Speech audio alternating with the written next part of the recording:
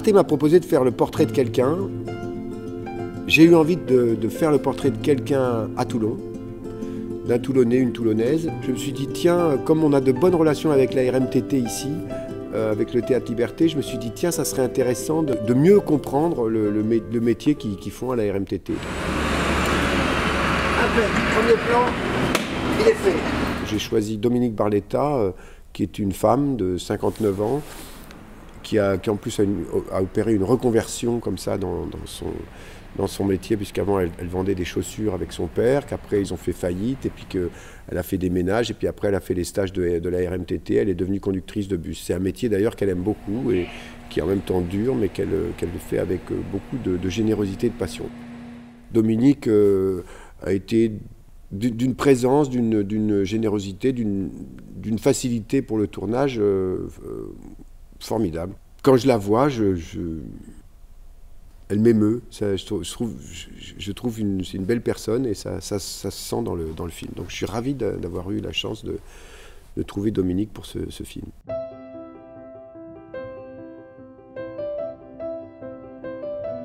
Ce qui me plaisait dans le portrait d'une conductrice de bus, c'était aussi que je trouve que les gens dans un bus, c'est un peu comme dans la vie, c'est-à-dire on est là, on est à la fois trimballé, on est souvent trimballé dans la vie. Enfin, moi, en plus, j'arrête pas de prendre les avions, des trains, des machins. On est comme, pas comme du bétail, je dirais, mais enfin, on est un peu passif quand on est. Donc j'aime beaucoup cette relation de l'usager de la RMTT, des autobus.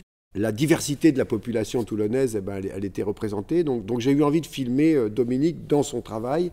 Déjà, il y a un portrait des Toulonnais qui regardent leur ville par la fenêtre, qui regardent... Bon, ça me plaît. Après, les gens nous ont vachement bien accueillis, quoi, je dirais. Les clients du bus, les usagers, étaient pas du tout chiants avec le fait qu'il y ait une caméra. Moi, dans l'idée de mon film, dans la construction de mon film, je voulais montrer Dominique qui prenait son bus le matin tôt, c'est-à-dire la nuit, au dépôt, et qui ensuite partait avec son bus. Ensuite, je voulais qu'on raconte le trajet de sa journée de travail, disons, de ce matin au soir où elle va rendre le bus. Mais au milieu, et c'est comme ça que j'ai monté le film après, je voulais qu'elle aille rencontrer des joueurs du RCT, parce qu'à Toulon, c'est très emblématique de la ville, et puis j'aimais bien que cette femme rencontre ces hommes.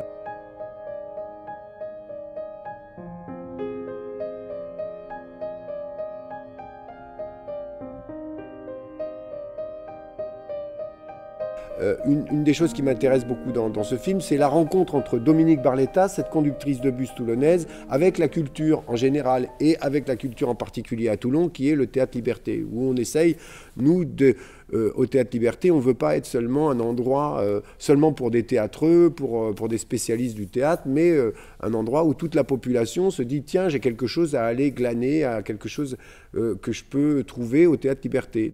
Elle est d'origine italienne, comme son nom l'indique, Barletta, et son père est arrivé, c'est un immigré italien, il est arrivé d'Italie et s'est mis très jeune à travailler dans la chaussure.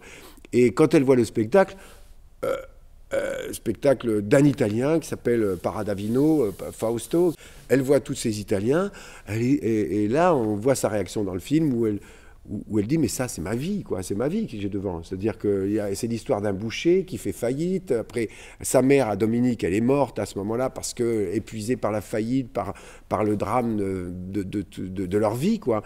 Et ce qu'elle voit sur le plateau, c'est une histoire d'Italien, mais sauf que c'est pas de la chaussure, c'est qu'il est bouché, c'est machin.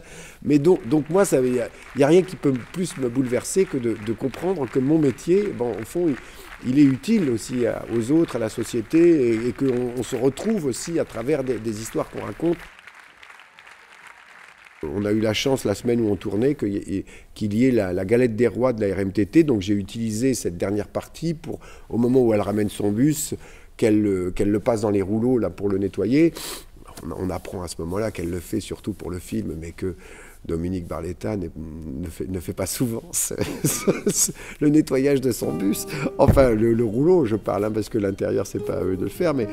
Alors là, ce qu'on va faire, c'est que dans le premier plan, on va être... Tu préfères, Fanny, oui, pas de lumière dedans, hein, j'imagine, non? Pour mieux voir les rouleaux. Ouais. Est-ce qu'on va les voir? Bon, on recommencera en cas, c'est pas grave, hein, ça.